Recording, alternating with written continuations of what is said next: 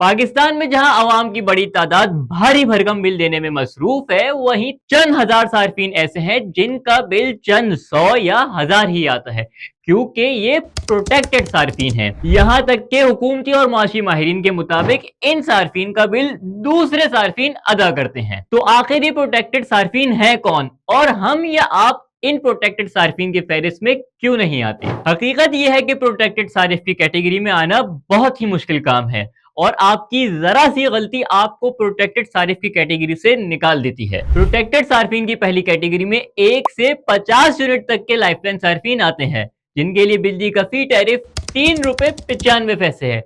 इनका बिजली का बिल 200 से 300 रुपए आता है। इसके बाद 1 से 100 यूनिट तक के लाइफलाइन सार्फिन की कैटेगरी है, जिनके लिए बिजली का बुनियादी टैरिफ 7 रुपए 74 पैसे है।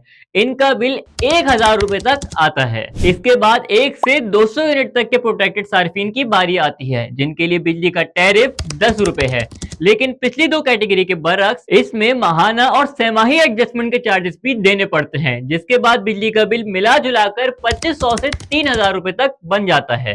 200 यूनिट के बाद मामला इंतहाई खतरनाक हो जाता है, क्योंकि 200 से 1 यूनिट भी ऊपर हो जाए तो आप प्रोटेक्टेड सार्फिन की कैटेगरी से निकल जाते हैं। और एक दफा कोई सारिफ प्रोटेक्टेड कैटेगरी से निकल गया तो अगले 6 महीने तक उसका बिल नॉन प्रोटेक्टेड टैरिफ के हिसाब से आता है, ख्वाह वो कितनी ही कम बिजली इस्तेमाल क्यों ना कर ले। अब नॉन प्रोटेक्टेड सार्फिन की भी मुख्तलिफ कैटेगरीज हैं। अगर आप 201 से 300 यूनिट तक बिजली इस्तेमाल करते हैं तो आपका टैरिफ 30 रुपए बनता है, जिसके हिसाब से कम बिल 6000 रुपए आता है।